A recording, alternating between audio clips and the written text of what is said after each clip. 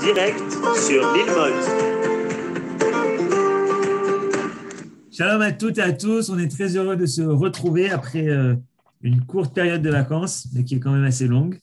Ça fait une semaine qu'on ne s'est pas retrouvés. On est très, très contents de vous retrouver. Ceux qui sont d'Israël et ceux qui sont également en dehors d'Israël, du Canada, de Suisse, de France, etc. Et donc, comme chaque semaine, le cours du Rav Menachem Ackerman, on va tout de suite passer de Pessah à la suite. Yom HaShoah, Yom HaZikaron, Yom HaTzmaout. On continue les fêtes. Et donc, ce soir, le Rav Ackerman nous parle de Yom HaShoah. Il y a beaucoup d'événements autour de ça et on ouvre, comme d'habitude, Zrizim, Magdimim. Oui, exactement. Le cours de jeudi, ça aurait été trop tard. Donc, on est obligé de le faire aujourd'hui.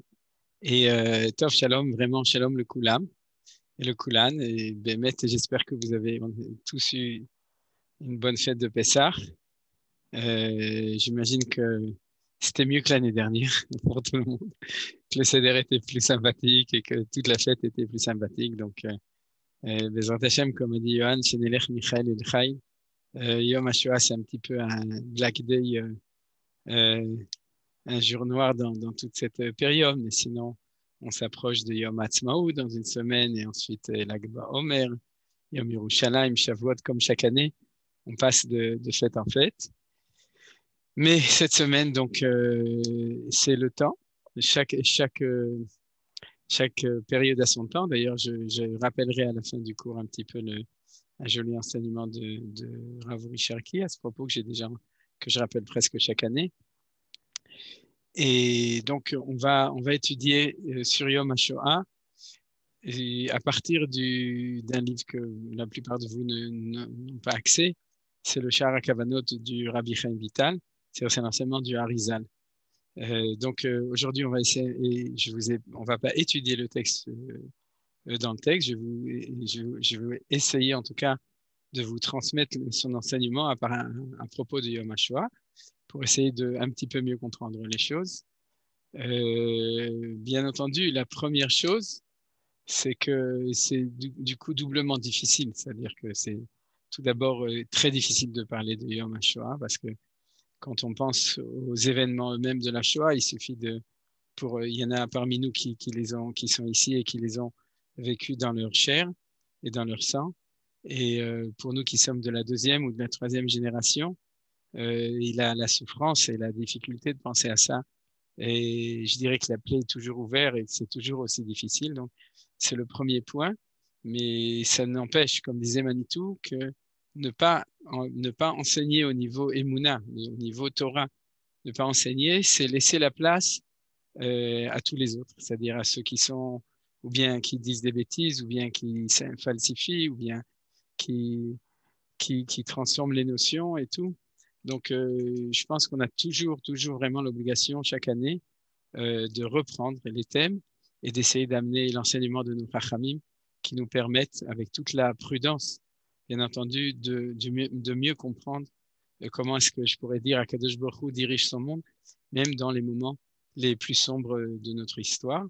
Et bien entendu, comme chaque année pratiquement, j'essaierai de finir disons, de ne pas s'arrêter avec le côté de la Shoah, mais de continuer dans le même développement aussi, avec le côté Shoah et Geoula, c'est-à-dire déjà de se projeter dans la suite, celle justement des événements de la semaine prochaine, de Yom Ha'atzmaut, et de toute façon de la suite de notre histoire jusqu'à aujourd'hui. Voilà, ça c'est de manière générale l'introduction double dans cette difficulté, comme je vous ai dit, et de transmettre des notions qui sont et de parler de la Shoah. Et en plus, j'ai beaucoup hésité, mais je le fais. Et Manitou aussi le faisait, donc j'ai des maîtres pour ça, et qui avaient décidé de transmettre aussi et d'essayer de les traduire pour autant qu'on réussisse à le faire. En tout cas, pour ma part, Manitou, c'était sa grandeur, c'est de pouvoir traduire ces notions qui étaient enseignées par nos Chachamim dans la Kabbalah, donc Pnimiut Torah, avec un certain langage et d'essayer de nous le rendre intelligible aussi à nous. Bien entendu, vous savez, si vous avez des questions, si vous pensez qu'il faut interrompre au milieu pour poser la question, vous pouvez m'arrêter et ouvrir votre microphone et demander des éclaircissements parce que souvent on en a besoin. Et sinon, on a toujours un moment après le cours pour pouvoir permettre de développer encore les notions s'ils n'ont pas été bien comprises. Alors, je vais, comme d'habitude, on va commencer par ouvrir le texte de référence que je vais d'ailleurs pas tellement utiliser au début. C'est-à-dire que au début du cours, je vais surtout, vu que j'ai décidé de ne pas photographier les textes du Sha'ar HaKavanot, selon le Sha'ar HaKavanot, comme je vous dis. Donc, c'est un enseignement en Torah chez Baal Peh, ça va être un enseignement oral. Dans la deuxième partie, j'utiliserai un tout petit peu quelques références de texte aussi, mais dans la première partie. Alors, tout d'abord, comme d'habitude, et c'est très important, Leilou Nishmat Michel, Zichron Livracha, Michel Sanones, puisque le lundi, le cours est à sa mémoire. Et pour ce soir, tout particulièrement, Leilou Nishmat ou Nishmat Damam, Shel Kol HaYudim Sher Nirtzuchu Bashoah, Zichronam Livracha, Shemikom Damam. Et cette année, je voudrais aussi rajouter Leilou Nishmat Nitzolei HaShoah. Je le lis en ivrite, Shechavot et HaShoah Yom Yom.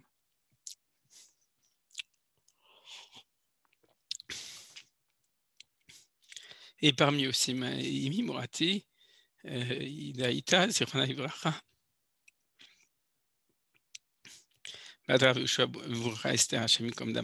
Donc, pourquoi? Parce qu'on parle des gens qui étaient dans la Shoah, mais quand on étudie aussi ces textes, il faut se souvenir de tous ceux qui ont survécu, mais qui, on peut dire vraiment qu'ils ont survécu, c'est-à-dire, Baruch Hashem, les gens qui ont eu le Siyata d'Ishmaïa, la Chochma, la Tzadikut, d'être capables de reconstruire leur vie, donc ont vécu, et Baruch Hashem, mais il y a une difficulté, une souffrance chaque jour, et j'imagine que vous, avec moi, on ne peut pas oublier que l'année dernière, on a eu la chance, que bien qu'il y avait des problèmes de Zoom un petit peu, on n'était pas encore tellement spécialisé comme cette année, même qu'il y avait Johan, mais qu'on a eu, on peut dire, pour moi en tout cas, c'est aussi un Siyata d'Ishmaïa tout à fait spécial, que c'est Imi Morati, c'est un maire qui a témoigné l'année dernière même dans le cadre justement de Midrashet Yehuda,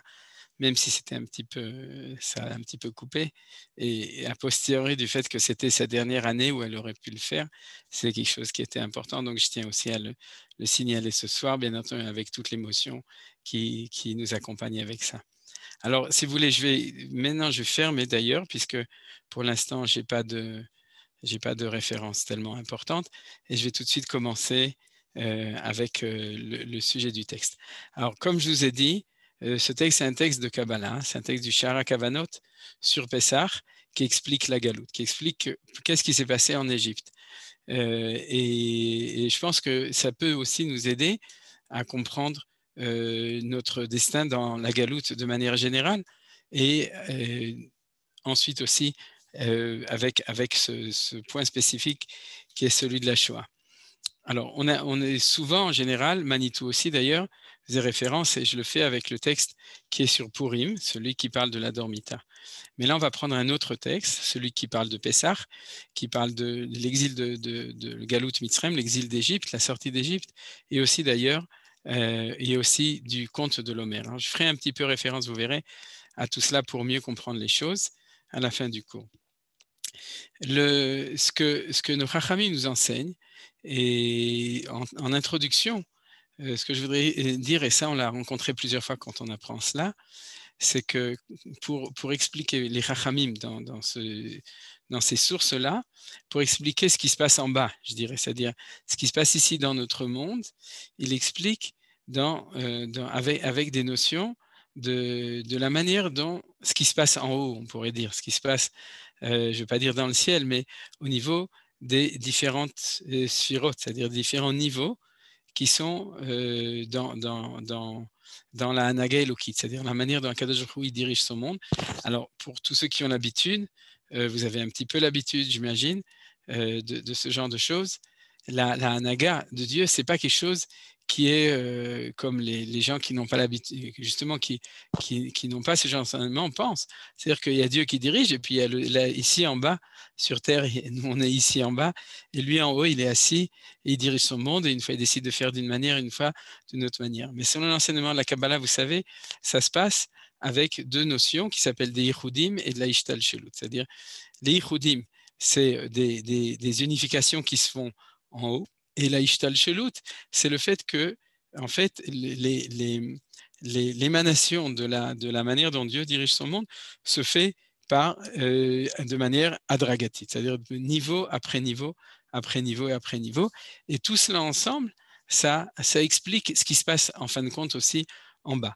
Mais quand on étudie les choses, on comprend que souvent ce qui se passe c'est pas que uniquement, ça va dans les deux sens. C'est-à-dire, c'est pas que uniquement Hachem organise les choses, on pourrait dire en haut, pour faire ce qu'il faut en bas, mais c'est que les choses arrivent souvent en bas parce qu'il y a un plan, on pourrait traduire ça, un plan du développement de la création et de la volonté du Créateur lorsqu'il a créé son monde. C'est le plan de l'histoire, et ce plan a une certaine forme en haut, et elle a du coup aussi une certaine manière d'être en bas. J'espère que les choses y sont assez claires, et c'est comme ça que je vais expliquer. C'est-à-dire qu'en général, pour pouvoir comprendre ce qui se passe ici en bas, on nous explique un peu ce qui se passe en haut, c'est-à-dire pas dans le monde de l'homme, dans le monde de la divinité elle-même, qui est un monde où il y a différentes vertus, vous savez. Alors, ce que le Sha'ar HaKavanot explique maintenant, c'est qu'est-ce qui se passe de manière générale dans un temps d'exil. Dans un temps d'exil, il y a un phénomène que je vais d'abord vous le décrire et ensuite essayer de l'expliquer. En tout cas, je vais l'expliquer. J'espère que les choses y seront assez compréhensibles. Ce phénomène, c'est que il y a on pourrait dire un être qui dans la Kabbalah s'appelle Zeir Anpin, c'est-à-dire il y a une réalité au niveau divin qui correspond à l'existence harmonique du peuple juif ici en bas. C'est-à-dire que quand tout se passe bien en haut, tout se passe bien en bas, et on va voir comment ça se passe, et on va voir que, en fait, ça sera la deuxième partie du cours, quand c'est comme ça. Maintenant, quand on est en situation de difficulté qui s'appelle l'exil, à ce moment-là, la difficulté ne commence pas par ici en bas, selon ces explications, elle commence par ce qui se passe en haut. Il y a une difficulté réelle de pouvoir passer un certain temps d'histoire. Alors, c'est décrit par le fait qu'il y a on pourrait dire cet être de nouveau, comprenez ça, on parle de réalité spirituelle, de réalité au niveau du divin. Et je donne quand même son nom parce que sinon c'est trop difficile de parler sans donner de nom. Il s'appelle les Zeir Anpin, c'est-à-dire c'est un être spirituel qui s'appelle Zeir Anpin, la face plus petite, parce qu'il y a Arich Anpin, Zeir Anpin, c'est-à-dire celui qui est plus bas en fait. En temps d'exil, il retourne en situation, il re-rentre dans le ventre de sa mère et il se replie, c'est-à-dire il se replie en situation fétale. C'est-à-dire qu'il y a une situation, et le fait que nos sages dans l'enseignement nous ont comparé avec des situations connues ici en bas, puisqu'on sait ce que c'est que la grossesse, on sait ce que c'est qu'une situation où l'enfant, il est d'abord dans le ventre de sa mère, mais il est replié sur lui-même en situation du fœtus, vous savez, au début, qui est replié sur lui-même. Et comme on connaît ces notions en bas, c'est ça qui nous permet, par comparaison, à pouvoir approcher, de nouveau, je ne dis pas comprendre, mais de pouvoir approcher quelque chose de la situation qui se passe en haut. Alors de nouveau, si ensuite vous avez besoin d'éclaircissement sur toute cette manière de réfléchir, alors je vous propose de le garder pour la fin du cours, et on pourra, si vous avez des questions, à ce moment-là, j'essaierai de vous donner des réponses. Si vous n'avez pas de questions, ce sera très bien. Donc, pour revenir, on a en haut quelque chose qui est comparable avec ce qu'on connaît en bas. Et dans ce cas-là, pourquoi est-ce que c'est considéré, dans ce cas-là, c'est considéré comme une régression? C'est-à-dire que quand on rentre dans une période de galoute, à ce moment-là, il y a un retour à la situation donc fétale dans le ventre de sa mère. Et quand on parle de la mère, on parle d'une vertu de Akadosh Baruch Hu qui s'appelle Ima Ilaha, c'est-à-dire la mère. Je ne veux pas le traduire en français, ça risquerait de s'entendre mal, mais il a une situation où la présence de Dieu, en fait, elle est au niveau d'une mère qui protège son enfant, et qui retourne dans une situation fœtale, qui retourne dans le ventre de sa mère. Alors, pourquoi est-ce que les choses se passent comme ça? C'est parce qu'en temps d'exil, il y a une très grande vulnérabilité. Et cette vulnérabilité, on parle d'Israël en fait. C'est comme si Israël re-rentrait dans le ventre de sa mère, c'est Akadosh Baruch Hu de nouveau, c'est-à-dire parce que cette vulnérabilité, c'est par rapport aussi aux autres nations. Alors, c'est ça qu'il faut comprendre, c'est que si en bas dans le monde est en situation d'imperfection, alors il y a aussi en haut, vous savez qu'en haut, il y a une représentation, ce qu'on appelle les sarim, les princes qui sont en haut, etc. Et cette difficulté, à ce moment-là, existe aussi en haut, on pourrait dire d'un danger. De même que Israël est en danger en bas quand on est en situation d'exil, alors il y a aussi une situation identique en haut et il faut trouver une manière de protéger. Et cette manière de protéger, c'est de se ramener dans une situation où en effet, il y a une très grande protection, puisqu'il n'y a pas d'exposition, vous comprenez? C'est-à-dire que si l'enfant dans le ventre de sa mère, en effet, il est protégé et il n'est pas exposé ni au regard, ni à ce qui se passe en dehors. Alors ça, c'est le premier enseignement qui est donné par nos sages dans la Kabbalah à propos de ce qui se passe en exil. Seulement, ce que nos sages disent, c'est qu'il y a un deuxième phénomène, et bien entendu, je vais tout de suite vous expliquer les choses.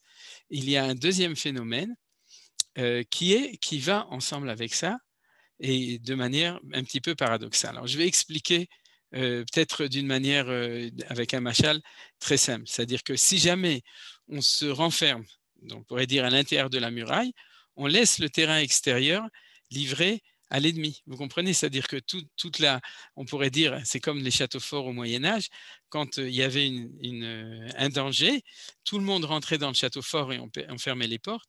Donc il y avait protection à l'intérieur du château fort, mais il y avait toute la terre qui était autour, tout le territoire qui était autour, était livré et à la vulnérabilité, on pourrait dire, des ennemis.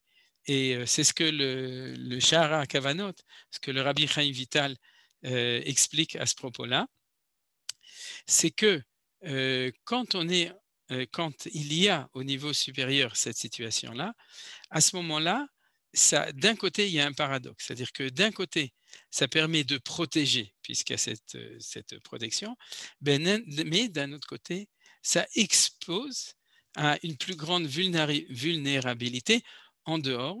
Et dans le langage de la Kabbalah, ça s'appelle le fait qu'il y a le fait que les ennemis, dans ce cas-là, on parle de Paro, c'est-à-dire Pharaon et de l'Égypte, tout ce qui aurait dû sortir, on pourrait dire comme ça, tout ce qui aurait pu sortir ne sort plus puisqu'il y a un retour, et à ce moment-là, tout ce qui peut sortir est pris par la nation qui est dans ce cas-là, c'était l'Égypte, la nation qui est mécréante, la nation qui est méchante, et c'est comme ça que les Chachamim expliquent la notion de Shfichut Damim. Alors, dans le développement du cours, il faut avoir un tout petit peu de patience. On va un petit peu comprendre les choses.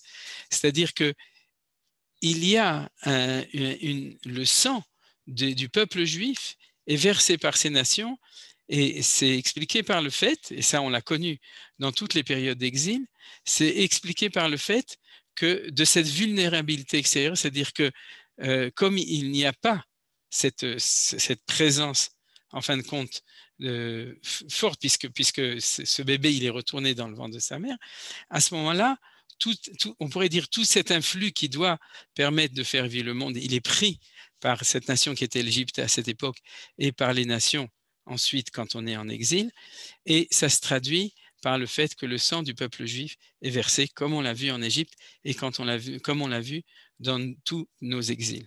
Alors, ça, c'est l'image. Jusqu'à maintenant, j'ai fini avec l'image telle que nous le donne la Kabbalah. Je vais la répéter. Il y a deux événements qui viennent ensemble. D'ailleurs, les Chachamim expliquent qu'ils viennent ensemble.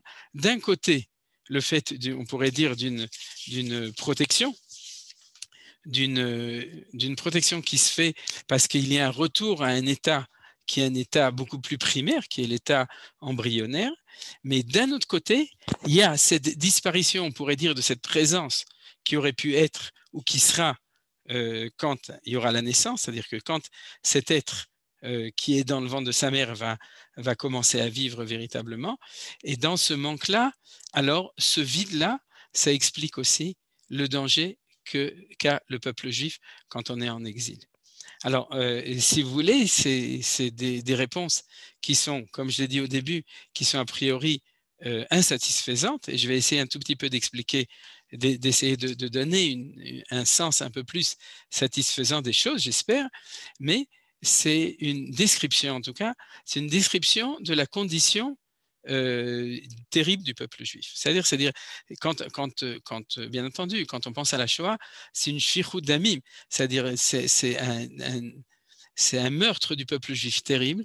Quand on pense aux autres parties de notre histoire, en fin de compte, à l'époque des Romains, à l'époque des Grecs, à l'époque justement des Égyptiens, dans toute notre histoire, on sait que le peuple juif a traversé un drame terrible de vulnérabilité et aussi de souffrance et de meurtre, d'assassinat, etc., qui s'est fait pendant tout ce temps-là. Et bien entendu, on est toujours dans cette interrogation, mais pourquoi, mais pourquoi, mais pourquoi? Alors là, dans la Kabbalah, il n'y a pas encore le pourquoi, il y a le comment. C'est-à-dire qu'il s'avère qu'on nous explique qu'Akadosh Baruch Hu fait une certaine hanaga, c'est-à-dire une certaine manière de diriger son monde, qui permet cela, qui permet aux nations en fin de compte, qui rend vulnérable le peuple juif et qui lui permet, et s'exprimer toujours dans la notion du sang. C'est-à-dire que c'est une espèce d'hémorragie, si vous voulez. C'est-à-dire qu'il y a du sang qui est pris, et c'est le sang des Juifs. Ça me fait d'ailleurs penser toujours que c'est peut-être pas par hasard que comment on appelle ça, le mythe qu'il y avait toujours chez les chrétiens sur à Pessah avec comment ça s'appelle, j'ai oublié maintenant. Le Ouais, meurtre rituel. le meurtre rituel, c'est dans l'autre sens. C'est, si vous voulez, c'est cette pensée que avec le moment de Pessah, il y a une notion comme ça. Alors, c'est pas nous qui prenons le sang des enfants, c'est eux qui prenaient le sang de nos enfants à nous. Et d'ailleurs, c'est ce qui s'est passé en Égypte, puisque ils ont jeté les enfants dans le Nil et ou dans les pyramides, dans les constructions, ils ont vraiment versé le sang de nos enfants. Et là, dans cette idée, la mère et l'enfant, c'est-à-dire le fait que l'enfant retourne dans le ventre de sa mère et qu'il y a un enfant, alors tout ça, ça correspond. Alors, si vous voulez, une fois que je... Oui, bien sûr, Nelly. Oui, où se trouve la protection à ce moment-là? Parce que vous parlez de la protection, vous parlez qu'il était déjà dehors et qu'il est re-rentré. Oui. Et à ce moment-là, il est protégé, alors c'est difficile à voir où ça se passe. Voilà, je savais que quelqu'un le dirait et c'est évident, c'est difficile à comprendre, bien entendu. Alors, je vais essayer de répondre à cela, à ta question, Nelly. Je peux poser une question aussi? Bien sûr, bien sûr. Je ne sais pas qui c'est, Dani. Le problème serait de savoir qui est retourné sous la protection et qui est resté dehors. Ouais. Et comment se fait cette séparation? Est-ce que c'est par la libre volonté de chacun? Ouais. Est-ce que c'est arbitraire? Alors, Dani, je t'arrête tout de suite. C'est une bonne question. C'est pas comme ça. C'est-à-dire que tout le monde était en vulnérabilité. Et quand on parle de ce retour, on parle, je dirais, du génie d'Israël ou de la pnémiout ou de l'intériorité ou de la neshama, etc. Alors, je vais expliquer les choses. C'est-à-dire qu'en fin de compte, tout le peuple juif, où qu'il était, et d'ailleurs on le sait, était dans une situation paradoxale de vulnérabilité et de protection. Ce n'est pas qu'il y en a un qui avait de la protection et qui, lui, il était à l'intérieur, et que les autres, ils étaient dehors et qu'eux étaient exposés. On était tous exposés et on était en même temps dans cette situation-là. Les deux choses, ils viennent ensemble. Alors, c'est ça que je vais essayer d'expliquer maintenant. En fin de compte, dans l'étude de la Torah Alpi Kabbalah, on voit que, si vous voulez, à partir du moment où Akadosh Baruch Hu a donné la possibilité dans le monde deux choses, à la liberté et à la méchanceté, c'est-à-dire au mal de se trouver dans le monde. Et d'un autre côté, la volonté de Akadosh Baruch Hu, c'est de finir par révéler sa présence. Et sa présence, elle passe par Israël. C'est-à-dire quand je parle de Zeir Anpin qui est comparé à Israël, c'est parce que Israël, ici en bas, est l'être qui est celui qui va permettre de révéler Akadosh Baruch Hu, mais de le révéler dans une identité qui s'appelle justement les Zeir Anpin, qui est la même chose. C'est-à-dire qui est, et on pourrait dire l'Israël d'en haut. Vous vous souvenez qu'il y a marqué que Yaakov, il avait vu qu'il était sa Dmut Yukno, que son effigie était aussi gravée sur le Kisei Hakavod, sur le trône de Akadosh Baruch Hu. C'est-à-dire qu'il y a bien entendu une correspondance entre une identité ici en bas et une identité en haut du peuple juif. C'est la Neshama d'Israël, etc., etc. Alors, dans la volonté de Akadosh Baruch Hu, s'il pouvait, ce serait immédiatement, c'est un peu ce qui s'est fait passer au moment du don de la Torah, s'il pouvait, c'est de révéler immédiatement son être ici en bas dans le monde, et à ce moment-là, l'histoire serait terminée. D'ailleurs, je pense que c'est de ça qu'on va parler Yom Chamishi Ba'erev dans Parashat Hashavua sur Parashat Shmini. Mais en tout cas, si c'était possible, à ce moment-là, Kadosh Baruch Hu aurait voulu depuis le début, depuis Adam Arishon, il aurait voulu révéler. Mais en fait, quand on étudie ces choses sérieusement, et c'est ça qu'on fait quand on étudie la pensée, la Marshava, le Mahara, le Ramchal, et ensuite la Pnimiut Torah, la Torah intérieure, on comprend que ces deux notions qui sont impossibles. C'est-à-dire on ne peut pas d'un côté tout révéler immédiatement et en même temps permettre aux forces autonomes, c'est-à-dire les forces du mal et les forces de non-préparation, en fin de compte, de s'exprimer dans le monde. Et donc, à partir du moment où le processus d'histoire commence, on se trouve en processus de difficulté, de galoute qui va précéder la Géoula. C'est-à-dire la Géoula, je vais tout de suite le dire, la Géoula, c'est la naissance. Vous comprenez? C'est-à-dire que dans cette explication, autant comme j'avais dit quand on a étudié à propos de Purim, on parle de Yichudim, c'est-à-dire de deux côtés, du côté masculin, du côté féminin. Ici, on n'est pas dans la relation conjugale, on est dans la relation entre la mère et l'enfant. D'ailleurs, le Harizal va dire que c'est la raison pour laquelle le soir du Seder, la chose le plus importante, c'est la transmission entre les parents et les enfants, puisque c'est le moment exact où il y a l'instant de naissance, et je vais expliquer le processus qui s'appelle cette naissance, c'est-à-dire, mais en tout cas, quand on parle de cette régression fétale et en même temps de ce danger, on exprime le fait, et ça je crois que c'est beaucoup plus facile à comprendre, on explique le fait que dans cette difficulté de Akadosh Baruch Hu, sa difficulté, c'est de permettre le développement, mais sans faire violence aux forces qui se trouvent à l'intérieur de l'histoire, du processus de l'histoire. C'est les forces du bien, les forces du mal, la présence d'Israël, la présence des nations, la présence du mauvais côté des nations, parce qu'on sait aussi qu'il y a des bons côtés, de même qu'en Israël, mais en tout cas de ce côté qui est contre Israël, de ce côté qui s'oppose à la révélation de Akadosh Baruch Hu, donc automatiquement qui s'oppose aussi à Israël. Et qu'est-ce que Akadosh Baruch Hu, il peut faire quand il a ces problèmes-là? Alors vous comprenez qu'il peut faire plein de choses, mais ce que nous, on apprend, ou ce qu'on enseigne là-dedans, c'est qu'il choisit de faire de cette manière avec toute la difficulté, parce que c'est comme si vous voyez votre enfant qui commence à essayer à marcher et qui se casse la figure, qui tombe, c'est-à-dire on ne le prend pas et on ne le remet pas dans la poussette, vous comprenez? On le laisse tomber une fois, deux fois, Sheva Ipol Tzadik Vekam, 7 fois jusqu'à ce qu'il réussisse à marcher. Et avec toute la difficulté qu'on a, on accepte que même si ça fait mal et même s'il pleure, ça fait partie du processus. Et de manière générale, c'est de cette manière que la Kabbalah nous explique l'histoire du peuple juif, qui nous explique l'histoire du monde, c'est-à-dire qu'il explique, je dirais, au niveau de la nécessité, c'est-à-dire au niveau de la nécessité du plan de Akadosh Baruch Hu, qui connaît les difficultés, c'est pas qu'il est en train de dormir, qu'il s'en est pas rendu compte, il le connaît très bien, et malgré les difficultés, il développe les choses de cette manière. Alors, de ce point de vue-là, je voudrais dire qu'il y a deux choses et qui font une impossibilité. La première chose qui fait l'impossibilité, c'est le fait que, on pourrait dire, si la présence de Hachem se révèle trop vite, et je vais dire maintenant à l'intérieur d'Israël, il y a deux problèmes. Premièrement, l'opposition de tout ce qui est autour, c'est-à-dire l'opposition des nations qui vont s'opposer, et deuxièmement, l'incapacité. Là, je pense que c'est une phrase, ce que je suis en train de dire, c'est une phrase centrale du cours d'aujourd'hui, l'incapacité a priori, à cause de l'immaturité du peuple juif de recevoir trop de lumière. Alors, j'utilise d'autres mots pour dire la même chose. Si Akadosh Baruch Hu, il faisait sortir toute sa lumière en une fois, c'est-à-dire à ce moment-là, premièrement, ceux qui sont les réceptacles de cette lumière ne pourraient pas la contenir, et deuxièmement, il s'expose. Premièrement, il se met en difficulté de réussite, et deuxièmement, il s'expose à une trop grande opposition de tout ce qui est extérieur, de toutes les forces de liberté, d'opposition, d'obscurité, etc., qui vont s'opposer à ça. J'espère que vous avez compris qu'il y a deux notions. Première notion, par rapport, maintenant je vais le traduire, par rapport à Israël, on va appeler Israël le Kli, c'est-à-dire celui qui doit recevoir cette lumière, son impossibilité de recevoir trop de lumière. Et deuxièmement, le danger, si jamais tu t'exposes, de l'opposition autour. Je vous donne un exemple complètement idiot. Imaginez-vous un chanteur qui n'est pas encore un grand chanteur, qui va sur le devant de la scène, sur la plus grande scène, on va prendre des références parisiennes, on va dire à l'Olympia, vous connaissez, c'est-à-dire, ici en Israël, c'est Binyan Neuma, c'est-à-dire, il va se mettre à l'Olympia alors qu'il n'en est pas encore capable, il va se faire, premièrement, lui-même, il va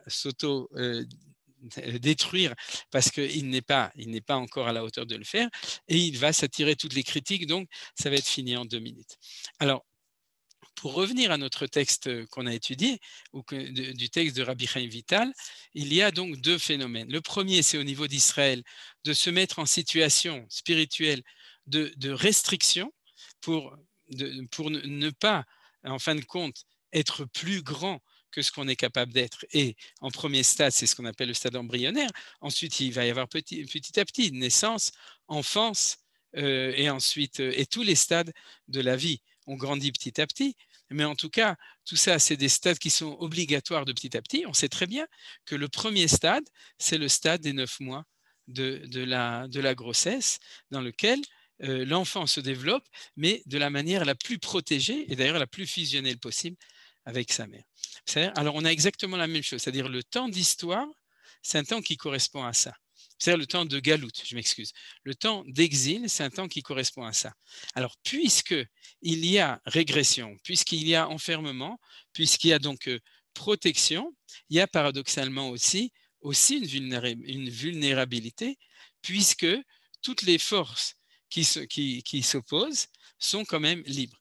Maintenant, ce que je veux dire malgré tout, c'est qu'au niveau de ce qu'on ne peut absolument pas comprendre, parce que on est toujours en interrogation sur ce qui s'est passé, mais pas ce qui aurait pu se passer. C'est-à-dire, c'est que si, par contre, il y avait eu une situation où Akadosh Baruch Hu avait fait le contraire, c'est-à-dire qu'il avait sorti toute sa lumière, il avait dit, disons, au premier mois, bien maintenant, tu dois naître, vous comprenez ce que je veux dire? C'est-à-dire qu'il avait raccourci le temps d'exil, le danger aurait été encore plus grand. C'est ça qu'on ne peut pas comprendre. C'est-à-dire que le danger au niveau du peuple juif, au niveau de cette opposition, aurait été absolument énorme. C'est-à-dire que s'exposer, je dis, vous comprenez, c'est-à-dire que la lumière de Akadosh Baruch Hu s'expose et qu'automatiquement le peuple juif s'expose, à ce moment-là, le danger par rapport aux autres et par rapport à Dieu, au niveau de la réussite du projet, est encore beaucoup plus grand. C'est ça que la Kabbalah nous enseigne, en fin de compte. C'est-à-dire, bon, vous connaissez les idées du Tzimtzum, etc., mais c'est aussi les idées de développement et du temps que ça prend. Ce que la Kabbalah veut nous expliquer, c'est que c'est un mal, la galoute c'est terrible, comme je vous ai parlé, et elle est doublement terrible. D'abord, parce qu'il y a régression au niveau embryonnaire. Vous savez qu'en psychanalyse, c'est-à-dire quand quelqu'un est en situation de difficulté, il a envie de régresser. C'est ce qu'on appelle la déprime, etc. C'est-à-dire de se recroqueviller, de revenir, d'essayer de rentrer de nouveau dans la situation embryonnaire. Donc on sait que c'est des choses qui peuvent exister et qui sont des choses qui sont négatives. Alors, c'est un des points. Et le deuxième point qui est aussi terrible, c'est l'exposition qu'on a vis-à-vis des nations. C'est-à-dire, et justement, parce que on ne sort pas tout notre attirail de force, parce qu'en fin de compte, on ne sait pas l'utiliser. Tu ne peux pas donner à un enfant de 3 ans un M. Shechesre ou un Merkava ou un F, c'est-à-dire un F16, tu ne peux pas lui demander de faire ce genre de choses, ce serait encore plus terrible. Donc, dans le temps d'évolution d'histoire, c'est ça que la Kabbalah veut nous expliquer, c'est que ce mal est un mal nécessaire dans l'évolution des choses. Alors du coup, j'espère que la question de Dany, j'ai répondu aussi à sa question, c'est-à-dire, c'est pas qu'il y en a qui vont être sauvés et qui vont être là-bas et il y en a d'autres qui vont être comme ça. C'est non, c'est un paradoxe des choses qui fait que d'un côté, on est en situation recroquevillée, c'est ça l'exil, et qu'en même temps, on est en situation de vulnérabilité et de protection. C'est-à-dire, il y a un paradoxe. On est en même temps protégé du pire, de pire que ça, mais en même temps, on est dans cette situation de protection qui est celle de revenir, alors on crée aussi une situation de vulnérabilité qui s'appelle cette shfichut damim, et je vais revenir sur tout ça. Alors, si les choses y sont assez claires, vous me permettez, on va ouvrir de nouveau le screen parce que tout ça, c'était la première partie du cours. Il y a 3 parties dans le cours. Cette première partie qui a expliqué le Sha'ar HaKavanot. La deuxième partie qui tire sa source de là-bas. Et ensuite, on verra aussi la troisième partie qui est celle qui est liée avec notre temps à nous. Alors, la deuxième, c'est une remarque qui est extrêmement intéressante dont je voudrais parler, c'est que dans cette situation terrible, la question qui se pose, c'est la question, en fin de compte, mais vraiment, pourquoi c'est comme ça? Et là, je veux reprendre ce que j'ai souvent enseigné au nom de Manitou et qui est extrêmement important. C'est que la réaction naturelle, quand on voit, parce que maintenant, qu'est-ce qu'on voit? On ne voit pas cette situation embryonnaire. On voit surtout la shfichut damim. Alors j'ai oublié de le dire dans le développement il y a 2-3 minutes, cette situation embryonnaire, si vous voulez, les Gdolé Israël le connaissent. C'est le fait qu'en exil, même si le Talmud de Babylone a été écrit en exil, même si le Shulchan Aruch a été écrit en exil, même si le Rambam a été écrit en exil, et même si on a fait énormément de choses extraordinaires en exil, il faut savoir que par rapport à la situation idéale, c'était une situation qui était régressive, c'est-à-dire c'était une situation qui était complètement minimale, puisqu'on a vécu en tant que peuple juif dans une situation, on pourrait dire, psychique et spirituelle, qui est celle d'un embryon, d'un oubar, c'est-à-dire en situation renfermé sur soi-même, enfermé, et donc avec une pensée, avec un développement, avec une vision des choses qui est obligatoirement extrêmement restreinte. Alors, qui est-ce qui nous en parle? Tous les Gdolé Israël. Le Rav Kook en parle tout le temps dans tout son enseignement, le Ohr HaChaim HaKadosh en parle, etc. Bien entendu, le Harizal en parle tout le temps. C'est-à-dire, eux avaient ce recul pour pouvoir nous montrer qu'avec toute la grandeur, on pourrait dire, de tout ce qui a été fait pendant ce temps d'exil, ça correspondait au niveau rouhani, au niveau spirituel malgré tout, à une situation, on pourrait dire, existentielle qui correspond à un état embryonnaire. C'est comme si je vous disais que vous avez un embryon qui a fait un doctorat, c'est-à-dire, et imaginez-vous s'il a fait un doctorat quand il était embryonnaire, qu'est-ce qu'il va faire le jour où il aura 20 ans, c'est-à-dire il aura passé et la bar mitzvah et la bat mitzvah, bien sûr c'est un garçon et une femme, ensuite qu'il soit marié, qu'il fonde une famille et qu'il a au moins 20 ans, 30 ans, 40 ans. Vous comprenez? C'est ça qu'on veut nous dire, c'est ça que les Chachamim étaient capables d'avoir conscience, c'est que notre situation de galoute est une situation, quand on parle du sang, on parle de l'historien, celui qui décrit la souffrance du peuple juif, et quand on parle du Oubar, on décrit notre situation spirituelle qui était une situation extrêmement, de ce point de vue, restreinte par rapport à ce qui arrive après, ce qui arrive au moment où il y a le processus naissance, développement, etc. Alors, Rav, oui, Johan. je me permets, si je comprends bien, ça revient un petit peu à ce qui est dit que En Bitul Torah Gadol, que le Talmud Babli, le Talmud Babli dit sur lui-même que c'est le plus grand Bitul Torah. Ça veut dire que d'un côté, comme tu dis, c'est très petit face à la lumière qu'on peut dévoiler, mais d'un autre côté, si le Talmud n'avait pas été écrit, eh ben, on ne serait pas là aujourd'hui. C'est grâce à l'écriture du Talmud qu'on a pu survivre. D'accord. C'est ça? C'est ça que je veux dire, oui, mais ce que je voulais dire, pas tellement qu'on aurait pu survivre, c'est vrai, tu as raison, mais c'est que aussi qu'à posteriori du Talmud Yerushalmi, c'est-à-dire de la naissance de ce qui va être écrit Bezrat Hashem dans la suite, une fois qu'il y aura la naissance et le développement des choses, donc on pourra comprendre combien, en fin de compte, c'était quelque chose qui était restreint, Bediou. C'est-à-dire, c'est ce que tu dis, Kevan Shegalou en lecha bitul Torah gadol misé, à partir du moment où ils sont sortis en exil, tu n'as pas de plus grand Bitul Torah que cela. Alors, un point important que développe justement le Rabbi Chaim Vital au nom du Harizal à propos de cela, c'est la discussion entre Moshe Rabbeinu, c'est pour ça que je voulais insister, entre Moshe Rabbeinu et Akadosh Baruch Hu. Parce que le chidouche qu'ils disent, c'est que Moshe Rabbeinu ne comprenait pas. Il ne comprenait pas pourquoi est-ce que le peuple juif, à partir du moment où il sort vers ses frères, pourquoi le peuple juif a besoin de tellement souffrir. Et sa réaction automatique, c'est de dire que la source de tout ça, c'est la faute du peuple juif. Et ça, c'est le point essentiel du Mahamar de Manitou. Vous savez, Ve'aya Be'acharit Hayamim, c'est-à-dire le Mahamar de Manitou qui parle de la Shoah et qui dit un point essentiel dont le Harizal parle à cet endroit-là, et il le met dans la bouche de Moshe Rabbeinu. C'est ça qui est intéressant. C'est que dans la discussion entre Moshe Rabbeinu et Akadosh Baruch Hu, Moshe Rabbeinu, tant qu'il n'avait pas reçu l'information de Hachem, il pensait que tout ça, c'était dû à la faute du peuple juif. C'est-à-dire que si jamais le peuple juif souffre tellement, c'est parce que le peuple juif est fauteur. Et le Manitou le disait, et le Harizal disait exactement la même chose, dit exactement la même chose à cet endroit-là, et c'est pour ça que c'est un point extrêmement important, c'est qu'il y a Shlosha Shutafim, il y a 3 acteurs dans l'histoire de l'humanité, et dans l'histoire de l'exil, avec une équation spéciale, qui est l'équation de la Galoute. Ces 3 associés, c'est Kutsha Brichu, c'est Akadosh Baruch Hu, c'est Israël, et c'est les nations. Et quand on voit cette difficulté, alors qui est-ce qui prend la responsabilité? Eh bien, d'après cet enseignement, ceux qui prennent la responsabilité, c'est Akadosh Baruch Hu et c'est les nations. C'est-à-dire, les nations, ils ne le prennent pas, mais on leur impute la responsabilité de ces choses-là. Au niveau du retour embryonnaire, on pourrait dire, c'est la prise de responsabilité au niveau protection de Akadosh Baruch Hu, qui le prend et qui explique « tu n'as pas compris, c'est pour ça que les choses sont comme ça ».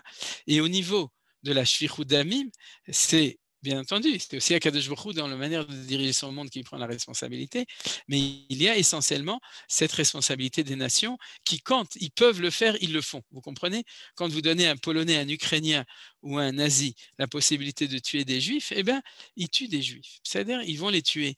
Et s'ils ne l'ont pas fait jusqu'à ce moment-là, c'est que sans doute que jusqu'à ce moment-là, il n'y avait pas des circonstances qui leur donnaient la possibilité au niveau spirituel de faire ces choses-là. Ils avaient peur de Dieu, ils avaient peur du peuple juif et ils n'osaient pas faire ce qu'ils auraient toujours voulu faire.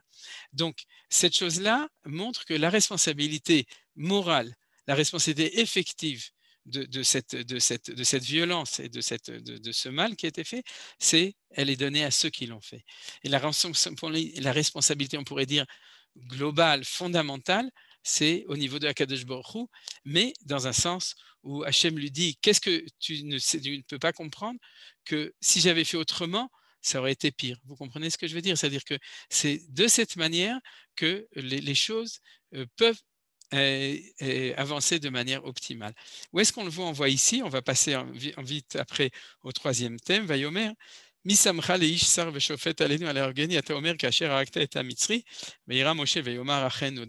souvenez, c'est que quand il sort et il essaie de comprendre, il prend conscience que le peuple juif, c'est son peuple, on l'avait étudié, et qu'il essaie de comprendre qu'est-ce qui se passe.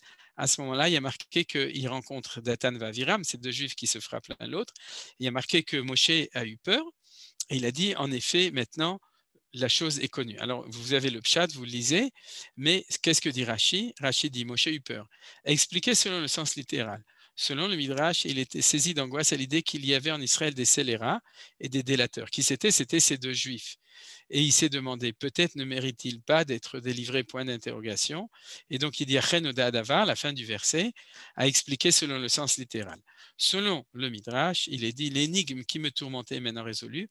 En quoi Israël a-t-il péché plus que toutes les autres 70 nations pour être ainsi accablé sous une servitude aussi cruelle? Je m'aperçois qu'il le méritait. Vous voyez combien nos sages sont, on pourrait dire, ne sont pas très, très gentils avec Moshe Rabbeinu. Parce que Moshe Rabbeinu, dans ce cas-là, il n'était pas encore le Moshe qui était au Sné, c'est-à-dire au buisson ardent, et ensuite sur le mont Sinaï qui avait reçu toute la prophétie. C'est le jeune Moshe qui est, en fin de compte, qui exprime l'interrogation devant cette catastrophe pour le peuple juif de l'histoire de la Galoute.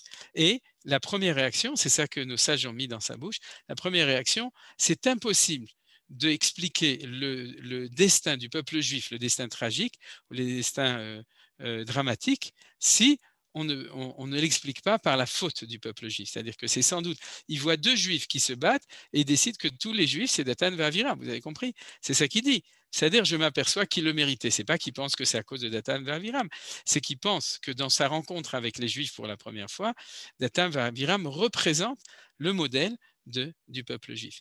Et ce que le Harizal nous dit, et il reprend, ou disons, on pourrait dire plutôt Manitou reprend ce thème, fais attention comment est-ce que tu regardes l'histoire. Ce n'est pas parce que tu as des grandes questions que tu es obligé de donner des réponses idiotes, c'est ce que j'ai dit au début, ou pire qu'idiotes, des réponses qui sont gravissimes, parce qu'ils mettent en accusation le peuple juif et qui t'a permis de mettre en accusation le peuple juif. Et donc, en fin de compte, retourne plutôt aux sources du mal chez les Goïms et aux sources de la marshava, de la pensée de Akadosh Baruch Hu, qui, elle, est bien au-delà de celle que tu aurais tendance à lui donner, et c'est celle que j'ai essayé de vous expliquer jusqu'à maintenant. Alors, on va continuer avec la troisième partie, mais cette partie-là était vraiment essentielle, puisque vous comprenez qu'elle nous oblige à étudier les choses comme on les a étudiées aujourd'hui. C'est-à-dire, elle nous oblige à étudier les choses d'une manière beaucoup plus fondamentale qui retourne aux sources du questionnement. Alors, en général, les gens ne le font pas parce qu'ils pensent qu'il n'y a pas de réponse. C'est vrai, ce n'est pas de leur faute, ils n'ont pas toujours étudié les endroits où on donne des réponses. Tout d'abord Manitou et ensuite Pnimiyut Torah, bien entendu, les autres Gdolim qui en ont parlé aussi. Alors, le troisième thème, c'est, on va revenir au thème qui nous approche directement, il nous reste un quart d'heure, qui nous approche on pourrait dire du happy end, de la fin des choses. Selon ce développement, ça nous permet aussi de comprendre à quoi correspond la Géoula. Si vous avez ce modèle embryon ou bar, c'est-à-dire, et Shvichut Damim, à ce moment-là, on va comprendre que ce qui se passe au moment de la naissance, c'est que les mots sont importants et ils sont plus faciles à comprendre que la première partie du cours. Que si vous voulez, tout ce sang qui était versé va rentrer à l'intérieur de cet enfant et va lui permettre de naître, de sortir de cette manière embryonnaire où il était renfermé, de s'ouvrir, de respirer, de vivre. Et grâce à quoi? Grâce à tout ce sang qui aurait dû être à l'intérieur de lui et qui, pendant 2000 ans d'histoire, était celui de ces enfants d'Israël qui étaient assassinés, qui étaient tués par les Goïms, qui prenaient ce sang.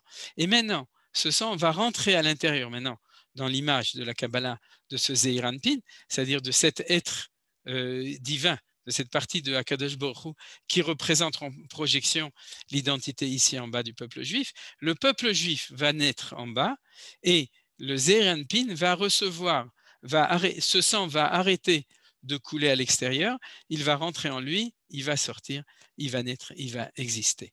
C'est-à-dire, et à ce moment-là, on va, sauf, on va voir adéquation entre ce qui se passe en haut et c'est ce qui se passe en bas. Vous comprenez? C'est-à-dire, il y avait adéquation, mais adéquation et inadéquation. Parce que lorsque Israël était embryonnaire, alors il y avait inadéquation ici en bas entre ce qu'aurait dû être Israël et ce qu'il est véritablement, puisqu'il est en situation de souffrance, d'assassinat, etc., de danger.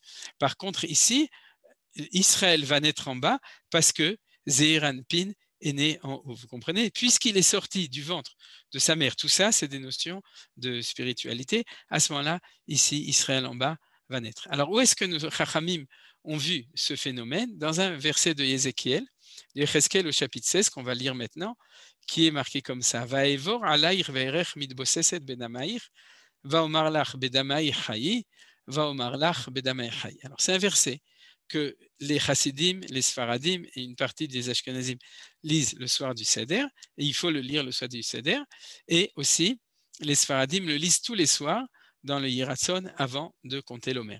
C'est-à-dire ça fait partie, on dit Venemar, Vaevor, Alach Ve'erech Mitboser, Valar Bedamai Chai, Valar Bedamai Chai. Le fond de cette histoire, et c'est ça qui est important, c'est que la première partie du verset, c'est-à-dire t'agiter dans ton sang ou tout simplement être par terre dans une flaque de sang, ça correspond à l'époque de l'exil. L'époque de l'exil, c'est Akadosh Baruch Hu voit, c'est-à-dire décide que c'est fini et il constate cette situation-là du peuple juif qui nage à l'intérieur de son sang, et il dit non, maintenant c'est fini, bedamai chayi, c'est-à-dire qu'au lieu que ce sang soit un sang de shvichut damim, de mort, ce même sang, maintenant on pourrait le dire, cette même force vitale qui était une force mortelle devient une force vitale véritablement, Adam ou Nefesh, c'est la force vitale de l'homme, c'est son sang. D'ailleurs, c'est pour ça qu'on s'appelle Adam, ça vient du mot dam, plus un aleph au début. Et ce sang redevient un sang de vie. C'est-à-dire, et c'est ça qui s'est passé au moment de la sortie d'Égypte, et c'est ça qui s'est passé, et on en parlera Bezrat Hashem peut-être, au moment de 1948, lorsque le peuple juif est né, et c'est ça qui s'est passé aussi quand on est sorti de l'exil de Babylone. C'est-à-dire, c'est pas le retour des Juifs, ça oui, c'est vrai, c'est pas uniquement la concession de l'État d'Israël, c'est le fait que le peuple juif en tant que nation est né, et il est vivant. C'est ce qu'on appelle Bedamaï Chaï, Vaomarlach Bedamaï Chaï. Alors, bien entendu, on le dit aussi au moment du Omer, et aussi on dit au moment du soir de la sortie d'Égypte, parce que la naissance était instantanée au moment de la sortie d'Égypte, mais l'intégration, le développement de tout ça petit à petit, c'est ça qu'on appelle le conte de l'Omer. C'est pour ça qu'on revient 2 fois sur ce même passouk, et c'est ça l'idée essentielle de ce que on a de ce que les Chachamim que j'ai cités développent à ce moment-là. Regardez ce qui est intéressant, c'est qu'il y a Dam Pesach et Dam Mila. Pourquoi est-ce que Yecheskel nous dit 2 fois? Va Omar, c'est pas qu'on répète 2 fois, c'est marqué dans le passouk. Il y a marqué dans le même passouk 2 fois, Wa Omar lach bedamai chayi, comme ça se dit chez nous le soir de Surat HaOmer, Va Omar lach bedamai chayi, c'est-à-dire on le dit 2 fois. Et nos Chachamim disent, c'est quoi ces 200? C'est Dam Pesach et Dam Mila. Alors, ça veut dire quoi, le Dam Pesach et le Dam Mila? Alors, je vais vous expliquer. On se demande où est-ce qu'Akadosh Baruch Hu, il l'a mis, ce sang. Hein? Et alors, on lui répond, il l'a mis là. Et donc, ici, c'est 200. C'est exactement ce qu'on a expliqué maintenant. C'est comme ça que, justement, le Harizal explique les choses. C'est que cette vitalité qu'on a à l'intérieur de nous, au niveau du Dam Mila, c'est le fait que le sang à l'intérieur de nous se répand totalement et qu'on devient vivant. Je donne juste une allusion à ça, c'est que vous savez qu'il y a des enfants à qui on ne fait pas la Mila le 8e jour, quand ils sont un petit peu chinois sur les bords, quand ils sont jaunes. Vous vous souvenez, rouge ou jaune, etc. Et la Gemara dit dans Maseret Shabbat, elle dit, c'est signe de quoi? Chez lo nitpachet Adam, c'est que le sang ne s'est pas encore répandu dans tout le corps du bébé. Alors, n'essayez pas de faire des comparaisons avec, vous pouvez essayer pour ceux qui connaissent au niveau médical, mais en tout cas au niveau médical de Chachamim, c'est Rabbi Nathan, si mes souvenirs sont bons qui le disait, c'est l'onit pachet Adam, ça veut dire quoi? Ça veut dire que quand on fait la Mila, on le fait au moment où on sait que le sang a rempli le corps du bébé, ça veut dire qu'il est devenu complètement vivant, qu'il est vraiment qu'il a pris sa taille, c'est-à-dire il s'est mis debout, il a pris sa taille, il est capable de pleurer, etc. Et ça, c'est, si vous voulez, le processus, on a vu qu'il y a 2 processus. C'est le processus de la sortie du bébé qui devient un être vivant ici sur Terre, et c'est, disons, la naissance de l'État d'Israël ou du peuple juif au moment du peuple d'Israël au moment de la sortie d'Égypte. Et le Dam Pessar, de ce point de vue-là, alors c'est une explication qui est intéressante que donne le Harizal et que, par exemple, le Maharal reprend et d'autres, c'est par rapport à la Shfichut Damim qu'il y avait avant. Il faut qu'il y ait justice dans le monde. Et quand on est, premièrement, on est, dans les sens du terme, c'est-à-dire on devient N''EST, on n'est pas seulement NAIT, et deuxièmement, on règle nos comptes avec l'histoire par rapport au Goïm, et ça c'est le Dam Pessar. C'est-à-dire, vous savez très bien que le Dam Pessar, c'était l'agneau pascal, on avait parlé, c'était la divinité égyptienne. C'est Uvrchol Elohim Mitzrayim et Shvatim, je ferai justice avec les divinités. Mais dans le langage de la Kabbalah, le Dam Mila, c'est le sang du Chesed, et le Dam Pessar, c'est le sang de la Gvura. Et c'est très important. C'est-à-dire que le Chesed, c'est l'expansion de la vie positive, Chesed, à l'intérieur de nous, et à l'intérieur en haut du Zeir Anpin. Et le Dam Pessar, c'est le fait que si on est vivant, si on est fort, alors il y a aussi une Gvura, il y a une force qui nous permet aussi de régler les comptes avec toutes ces nations qu'ils ont opprimées et de pouvoir se venger. Ce qu'on appelle la Asot, Nekama Bagoim, Tochechot Baleumim, ou Ve'alu Moshim Ve'atzion Lishpot et Taresam, Vaïta Ladonam Lucha. Comme le temps est un peu rapide, je n'ai pas traduit les psukim, mais vous avez compris. C'est-à-dire que s'il y a marqué 2 fois Vaomar lach bedam chayi, c'est qu'il y a ces 2 choses-là. Et d'ailleurs, le Maharal, à propos justement de ça, il explique. Il dit Vegam et Agoy Asher Ya'avodu Dan Anochi, ce que dit Hachem à Avraham Avinu. Tout ça, c'est dans Gvurot Hachem. Ve'acharechen yetzu beruchush gadol. Acharechen yetzu beruchush gadol, c'est pas les grandes richesses, c'est cette naissance, c'est-à-dire le fait qu'on devient grand. Et Vegam et Agoy Asher Ya'avodu Dan Anochi, c'est, nous dit d'ailleurs le Maharal, c'est une des dimensions du sacrifice pascal, c'est-à-dire du Korban Pessah, c'est qu'il faut aussi quelque chose qui corresponde à nous rappeler le fait que quand on est sorti d'Égypte, il y a eu deux choses, la main droite, la main droite pour sauver Israël et la main gauche pour punir les Égyptiens, comme on a aussi chanté ce Shabbat qui était Shvi Shel Pessah, Shirat Hayam, Suz V'rochbo Ramavayam, c'est-à-dire que l'Égypte, elle a coulé dans la mer, et tout ça, ça correspond à ces deux choses, Dam Pessah Damila, Chassadim, Gvurot, les deux côtés qui sont là. Alors, pour terminer cela, je voudrais reprendre en vitesse un texte que j'ai étudié, on a étudié plusieurs fois. Il y a 2 ans, on avait vraiment étudié ce thème-là, on avait vu cette Gemara, on l'a vu plusieurs fois et on avait aussi étudié un texte du Rav Kook. C'est la Gemara dans Yoma 69 qui dit que pourquoi est-ce que la grande assemblée, Knesset Agdola, tout ça c'est relié avec la politique, la Knesset, d'accord, s'appelait la grande Knesset parce que au début, Moshe Rabbeinu est venu et il a dit que Dieu s'appelle Gadol, Gibor, Venora. Et ce qui a marqué ici, Moshe Rabbeinu est venu, il a dit à elle, Dieu, il est Gadol, Gibor, Venora. Et puis au moment du premier exil, quand les grands d'Israël ont vu ce que nous, on a expliqué aujourd'hui, c'est-à-dire cette régression du peuple juif et ce sang qui était versé du peuple juif, alors ils ont dit, il y a quelque chose qui ne marche pas. Yirmiyahu, il a dit, je vois que les goïms dansent dans le Beth Amikdash, ils font les imbéciles dedans, Mekarkerim, Aye Nora, Otav, Lo Amar Nora. Il dit, Dieu n'est pas terrible, donc il a enlevé Nora. Daniel est venu, il a dit, les goïms mettent nos enfants en exil, où est la Gvura? Et il a enlevé Gibor. C'est-à-dire que eux disaient, dans la Hamida, Baruch Ata Hashem, Akel, Agadol. El Elion, ils avaient effacé du texte de la prière, pas seulement du texte de la prière, pour eux, ils avaient effacé des vertus de Dieu, le Gadol Venora. À Touinou, les gens de la Knesset Agdola, une fois que le retour en Israël, que la naissance s'est faite, ils ont pu expliquer ce qui s'était passé au temps de la Galoute, parce qu'il n'y a qu'après qu'on peut comprendre ce qui s'est passé avant. Et ils ont dit, Sagvura, c'est parce qu'il est Kovesh et Yitzro. C'est que, comme vous connaissez cette expression, Zegubara Kovesh et Yitzro, c'est qu'il se fait violence de ne pas faire de naissance, de ne pas faire de Geoula, et il donne Erechapaim, c'est-à-dire il donne patience aux Rechaim, et du coup, il n'intervient pas, il leur permet de faire tout ça. Ça, c'est sa Gvura. Et c'est Norao, le fait qu'il est Nora, chez il malé Morao, chez la Kadosh Baruchu, et Achuma Achat Yochola Litkayem Ben Aumot, comment une nation pourrait se maintenir au milieu de toutes les nations.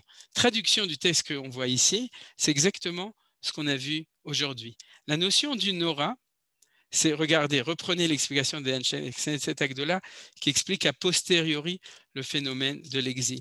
La notion de Gvura, c'est ce qu'on a expliqué par le fait qu'il y avait Shfichut Damim.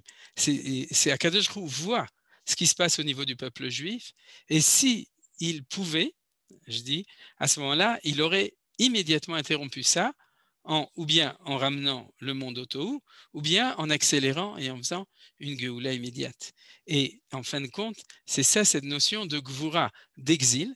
Comprenez, la Gvura de l'exil, c'est le fait que Akadosh Baruch Hu s'empêche d'intervenir trop dans l'histoire et permet au processus d'histoire de se développer même dans toute la souffrance en fin de compte, des persécutions des Juifs par les Goïm. C'est ce qu'on appelle Rechapaim la Rechaim. Vous voyez, c'est cette première chose. Mais ça, c'est par rapport à la deuxième notion qu'on a vue aujourd'hui, cette notion de Shfichut Damim.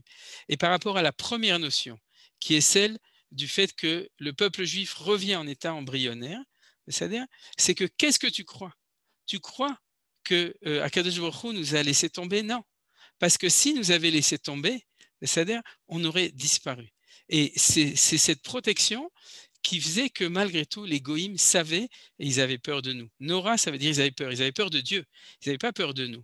Et c'est ce qui a marqué ici. Si la crainte de Dieu n'était pas restée, cette crainte de Dieu, c'est cette protection qu'on a vue au niveau imagé dans la Kabbalah, à ce moment-là, le peuple juif n'aurait jamais pu tenir une seconde pendant ces 2000 ans d'exil au milieu des Romains et des Ishmaélim. On n'aurait pas pu tenir une seconde, on n'aurait pas pu survivre. Et si on a réussi à survivre, c'est parce que même si on ne le voyait pas, il y avait la crainte de Akadosh Baruch Hu chez les Goïms. Les Goïms, ils avaient peur de notre Dieu quand même, ils savaient. Alors vous voyez qu'on a ici ces deux notions qui sont traduites dans des notions beaucoup plus, dans d'autres mots qui sont traduits ici de cette manière-là. Et c'est quand on revient qu'à posteriori de cela, on peut comprendre ces deux dimensions qui sont là. Mais, et c'est là que je voudrais terminer, ce qui est important, je vois que j'ai rien mis de plus, mais c'est très bien. Ce qui est important en fin de compte, c'est de savoir que quand tout ça, c'est ce qu'on appelle la Hanagat Galut. C'est-à-dire même en Galut, il y avait Gibor Venora, mais de manière Nora. C'était terrible. C'était Nora au niveau de Gibor et c'était Nora au niveau du Nora. C'est-à-dire, et c'était quelque chose qui était terrible. Voilà, c'était terrible. Maintenant, qu'est-ce qui se passe? C'est que le jour où le peuple juif naît, à ce moment-là, la Gvura change et la Noraïut change. C'est quoi? C'est que effectivement, la Gvura redevient une vraie Gvura. Et la vraie Gvura, c'est ce qu'on a vu maintenant, Bedamaïr Chai. C'est-à-dire, à ce moment-là, c'était Bedamaïr Tamuti, Bedamaïr Tamuti. C'est-à-dire de deux manières. Premièrement, parce qu'on était en régression, et deuxièmement, parce qu'on était en vulnérabilité, dans les deux sens, et que quand le moment arrive de la naissance, alors ces notions de Nora et de Gibor, et ça, c'est pas marqué dans cette Gemara. Cette Gemara ne nous parle que de ce qui se passait au moment de l'exil. Mais au moment de la naissance, alors la Gvura devient une vraie Gvura, et c'est celle qu'on a vue à propos de Pessar, Dame Pessar, et la Noraïut devient une vraie Noraïut, et c'est ce qu'on appelle le Dam Mila, le sang de la Mila. Je veux dire quoi? Ça veut dire que le jour où le peuple d'Israël redevient vivant, le monde entier commence à avoir peur de Dieu parce qu'il a peur d'Israël, parce qu'il voit la brillance du peuple juif, dans le peuple juif qui est vivant. Il arrête de dire qu'on est un peuple maudit, un peuple de pouilleux, un peuple qui est honteux, etc. Il commence à admirer. L'admiration, c'est ça ce qu'on appelle le Nora. C'est-à-dire le jour où on est vivant, le jour où on sort d'Égypte, où on redevient vivant, alors il n'y a plus de question Aïe Nora Otav. Où est le Nora Otav? Parce que effectivement, la présence de la vie du peuple juif sur terre, c'est la présence de la naissance du Zeir Anpin dans le ciel, et c'est la révélation, comme je l'ai dit, de Akadosh Baruch Hu. Et si Hachem le fait au moment où il le fait, au moment de la sortie d'Égypte et de notre temps, c'est qu'il sait, pour reprendre le sujet depuis le début, qu'on n'est plus en état de vulnérabilité si on s'expose dans le monde, parce qu'on est en état de développement vers, dans tous les stades de la Géoula, qui fait que c'est fini. Ils nous auront plus, et la présence de Dieu qui se reflète par rapport à l'existence réelle du peuple juif sur sa terre, en Israël en tant que nation vivante, c'est la présence de Kadosh Baruch Hu qui sort là-bas. C'est ce qu'on appelle Nora Otav. C'est le fait, d'ailleurs, il y a Ira et l'Irot, c'est les deux choses, et c'est le fait que petit à petit, les choses apparaissent. Alors vous me direz, oui, mais on ne l'a pas vu aux dernières élections. Ben, c'est pour ça qu'on étudie à un autre niveau. C'est-à-dire à ce moment-là. C'est-à-dire qu'ici, on est en train de montrer le processus. Qu'est-ce qui s'est passé et qu'est-ce qui se passe? Ça, c'était au niveau du Nora. Et au niveau de la Gvura, c'est au moment où se finit la galoute que la Gvura se transforme d'une Gvura de Kovesh et Yitzro de Akadosh Baruch Hu, qui était aussi Kovesh et Yitzro du peuple juif, puisque fondamentalement, notre Gvura en exil, c'était surtout de ne rien faire pour ne pas se battre avec les autres, parce que sinon, ils nous auraient fait disparaître. Donc on était toujours en Kovesh, vous vous souvenez, comme l'embryon, qui est Kovesh et Tatzmo, qui est renfermé à l'intérieur de lui. Et puis, il y a l'expansion. Il y a la naissance, et du coup, la Gvura, c'est une vraie Gvura. Et cette vraie Gvura, c'est que si tu existes et que les autres s'opposent à toi, alors le temps est arrivé de te venger, d'être capable de leur montrer que si eux sont méchants avec toi, tu seras plus fort qu'eux, et c'est toi qui les extermineras, et pas le contraire. Et de ce point de vue-là, le fait qu'en Eretz Israël, j'en ai parlé il y a 2 ans, le fait que ça s'appelle Yom HaShoah V'Gvura, et c'est une discussion qui a été lancée souvent, je pense que dans le cours d'aujourd'hui, vous avez sans doute compris que c'est exact d'appeler ça Yom HaShoah V'Gvura. Parce que le moment où on a compris que la Gvura était devenue plus une Gvura de Kovesh et Yitzro au niveau de l'homme, des hommes, des Juifs, et c'était le moment où chez Akadosh Baruch Hu, au niveau de sa Hanaga à lui, il a décidé de changer et de passer dans la phase de Bedamai Chai, Bedamai Chai.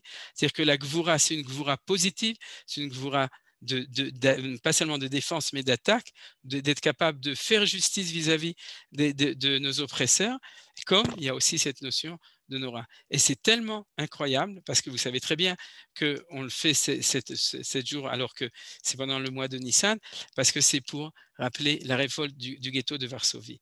Et je le rappelle chaque fois, la révolte du ghetto de Varsovie, c'était une révolte qui n'avait pas un sens réel, militaire, elle n'avait aucun espoir, mais elle avait un sens symbolique de l'apparition de cette Gvura qui aujourd'hui, de manière réelle, est celle qu'il y a dans notre État en Eretz Israël. C'est-à-dire qu'on a en même temps notre existence, l'être, qui est dans la Kabbalah s'appelle le nom de Akadosh Baruch Hu, qui est dedans Shem Yud Kei Vav Kei, qui n'était pas pendant la Galoute. C'est pour ça que Paro dit Mi Hashem, je ne le connais pas, parce qu'en effet, il n'était pas là. Et maintenant, il est à l'intérieur. C'est ça ce qu'on appelle les Ziranpin. C'est cette présence du nom de Hachem qui est à l'intérieur de l'État d'Israël, du peuple juif en Israël.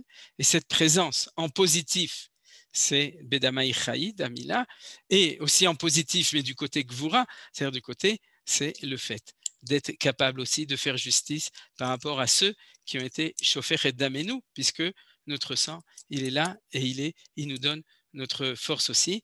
Et la révolte des ghettos de Varsovie s'est fait à Pessah, vous savez. C'est-à-dire que c'est absolument extraordinaire. Comme nos sages nous disent, Vaomar l'arbedamaï chaï, le soir du Seder, parce qu'on est né et on est devenu vivant dans ces 2 dimensions. Et comme à Pessah, c'est là que l'instinct du peuple juif qui a compris que la Naga de Dieu avait changé, a fait ce qu'il a fait. Et encore, ce qui est intéressant, vous vous souvenez qu'au moment du retour d'exil de Purim, on a vu cette année la même chose, puisqu'on avait vu que tout le drame de l'histoire de Purim s'est fait le 14, le 15 et le 16 Nissan. C'était un des cours que j'ai fait. C'est-à-dire qu'en fin de compte, si vous voulez, c'était aussi un moment de naissance. La naissance du peuple juif, ça apparaît toujours au moment de Pessah, et il se révèle d'une manière ou d'une autre.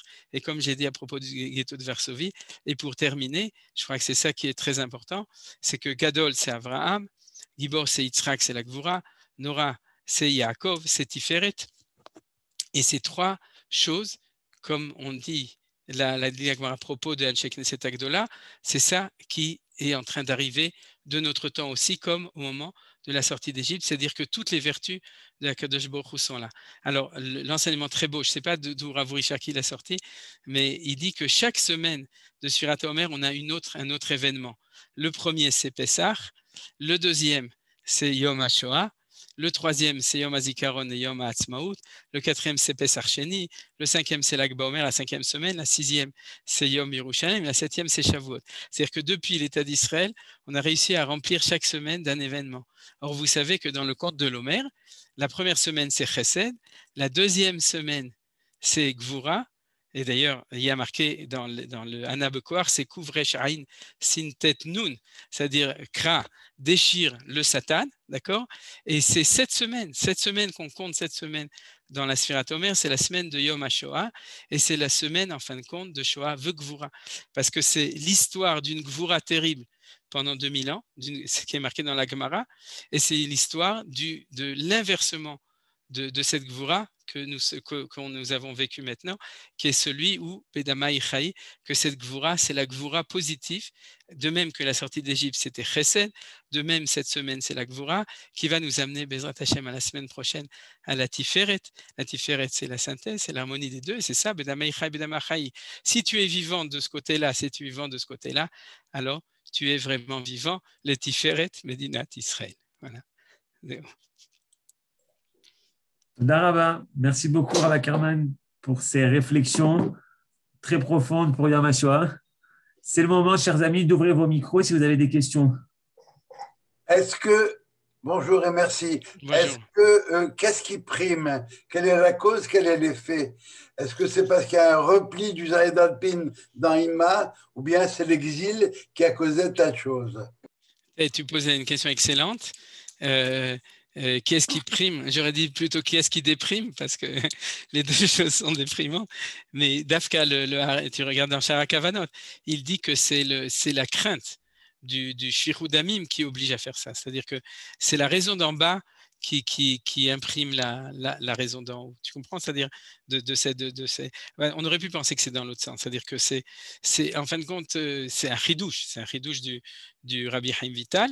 Ou de la Kabbalah, de Akadosh Baruch Hu, c'est que c'est ça qui est la première cause. C'est-à-dire? Oui. Menachem? Oui, Maurice. Simplement, oui, très intéressant, merci. Simplement une précision concernant la révolte du ghetto de Varsovie. Ça a lieu effectivement le jour de Pessah, mais ce n'est pas les Juifs qui ont décidé que ça ait lieu le jour de Pessah.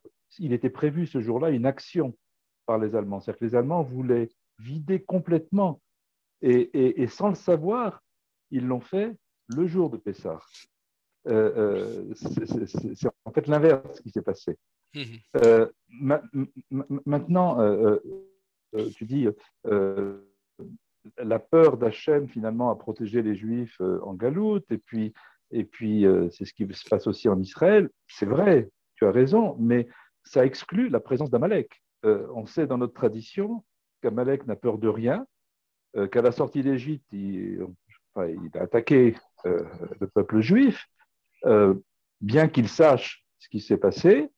Donc, cette présence d'Amalek où on dit qu'on doit l'effacer de génération en génération, ce n'est pas par hasard.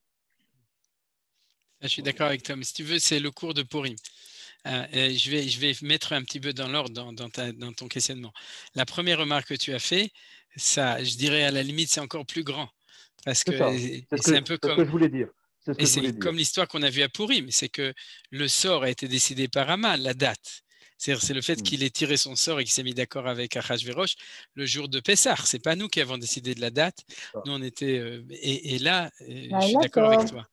Et maintenant, au niveau de la deuxième remarque que tu as fait, c'est justement, si tu veux, c'est des cours qui se complètent. Parce que le cours de Purim, et qui correspond à la Dormita, il explique le moment précis de la fin de l'exil et du début de la Géoula. C'est-à-dire pour tous ceux qui l'ont étudié, c'est un temps qui est un temps tout à fait spécifique. Le cours que j'ai fait aujourd'hui, ce n'était pas un cours sur la Shoah en tant qu'événement d'un temps précis, mais j'ai plutôt fait un cours sur la Shoah en tant que résultat de 2000 ans de civilisation de Édom et de Ishmaël. Mais c'est-à-dire, puisque je n'ai pas parlé spécifiquement de ce moment-là, j'ai parlé de toute la galoute par rapport à la Géoula. Alors, il faut mettre les deux l'un à côté de l'autre. C'est-à-dire il faut donner ces deux notions pour pouvoir vraiment, tu vois, c'est des choses qui sont compliquées. Mais je pense que cet enseignement, en tout cas, n'est pas du tout en contradiction et aussi important. C'est-à-dire, d'ailleurs, au niveau de l'image, si tu veux, là-bas, on parle de Zugiyut, c'est-à-dire de Ish ve'Isha, de Yichudim, c'est-à-dire qu'ils étaient Adam et Chava quand ils étaient l'un derrière l'autre et ensuite qu'ils se retrouvent l'un en face de l'autre. Et si, j'ai bien insisté, on parle d'un autre phénomène que nous, on connaît et qui existe aussi là-haut, qui est le phénomène de la maternité et de l'enfantement, c'est-à-dire de la grossesse et de l'enfantement. C'est édifiant, époustouflant. Moi, j'ai une remarque. Est-ce qu'il y aurait démarrer ma vidéo. Ok, super. Est-ce que il serait possible à un moment de voir la dichotomie entre ce qui se passe maintenant dans les nations qui admirent Israël, la France avec les vaccins, les États-Unis avec le high-tech nation, et l'antisémitisme du juif qui habite en France, qui habite aux États-Unis, il doit y avoir d'autres exemples que je n'ai pas en tête maintenant, et qui vise le juif parce qu'il est juif à cause de sa religion et qui ne mettent pas l'admiration, comme vous l'avez dit, qui est sur Israël et pas sur le juif. Il y a quand même une grande dichotomie encore. Ouais, disons que d'abord, c'est une Je suis très, très bonne désolée de vous dire remarque. ça à la fin du cours. Non, au contraire, je pense que ça amène à réflexion. Disons qu'immédiatement, dans l'immédiat, j'aurais tendance à dire que c'est ce qu'on appelle la tralta de Géoula, puisqu'on est en temps de début et que ce temps de début, contrairement à la sortie d'Égypte où tous les Hébreux sont tous sortis en une fois, donc les phénomènes étaient différents, le fait qu'aujourd'hui on est en temps de passage, il se traduit au niveau sociologique du peuple juif, qu'une partie du peuple juif est là-bas, une partie du peuple juif est ici. Et donc, à la limite, votre remarque, Dani, elle est très importante. C'est qu'éventuellement, on pourrait imaginer que quand il voit l'État d'Israël, il voit la Noraout, c'est-à-dire de l'enfant qui est né, c'est-à-dire qui est vivant, il voit Ben Damai Chayi, et quand il regarde les Juifs à Paris ou autre part, et qui ne font pas le lien entre les deux, parce que des fois, en fait, ils font le lien un petit peu. Mais quand ils ne font pas le lien, parce que d'ailleurs, les Juifs font un effort pour qu'on ne fasse pas le lien entre les deux, ils disent, ah non, nous ne sommes pas Israéliens, on est Juifs, et on est Français, etc. Et on crie victoire ici. Mais en tout cas, ce que je veux dire, c'est que si eux aussi voient dans les Juifs, peut-être qu'ils voient encore le Juif d'exil. Vous voyez, c'est-à-dire, c'est complexe parce qu'ils voient quand même Israël derrière. Mais malgré tout, il y a sans doute une complexité qui est due au fait qu'on est en temps intermédiaire. C'est-à-dire, il y a fait je crois qu'il y a Yael qui voulait dire quelque chose. Oui, je réfléchissais. Tu as parlé que le Dam Mila, ça correspondait au Chesed, et ça va bien avec Abraham Avinu à qui on a commandé la Mila. Le Dam Din, ça correspond au Korban Pessah. Et je me disais, le Dam Tiferet, ça serait le Dam du Beth Amikdash qui ramène l'harmonie dans le monde? Peut-être. Peut-être, c'est Rayon y a fait, c'est bien. C'est un chidouche, comme il marqué 2 fois Beth Maïch. Mais moi, ce que je comprends, c'est qu'en effet, c'est la synthèse des deux, quoi, tu vois, qui fait qu'apparaît la vie. C'est-à-dire, c'est comme dans toute la vie, on a toujours Chesed Gvura, sympathique, parasympathique, le reflux, le sang qui rentre et le sang qui retourne, etc. C'est-à-dire, il y a fait Meod. Et je pense qu'on peut aller dans ton sens. Encore une question, une remarque? Mishpachat Nakash, non? Non, top. Pas aujourd'hui. Top. Alors, on va s'arrêter là. Merci beaucoup, Rav Ackerman, pour ces réflexions. Et je vous invite aux autres commémorations qui vont avoir lieu à propos de Yom HaShoah. Ce soir, on a un Zoom qui commence à 8h30, qui va parler. Il y aura le docteur Weingart, Ebi Weingart. Il y aura également Shlomo Balzan et d'autres gens. On va parler de la Shoah en Tunisie, au Maghreb, des enfants cachés, de beaucoup de choses.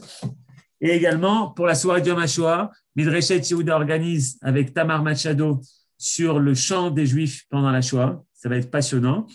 Et on aura également Shaul Oren, le soir de Yom HaShoah, à 21h heure israélienne, qui témoignera, qui racontera son parcours à Auschwitz et son parcours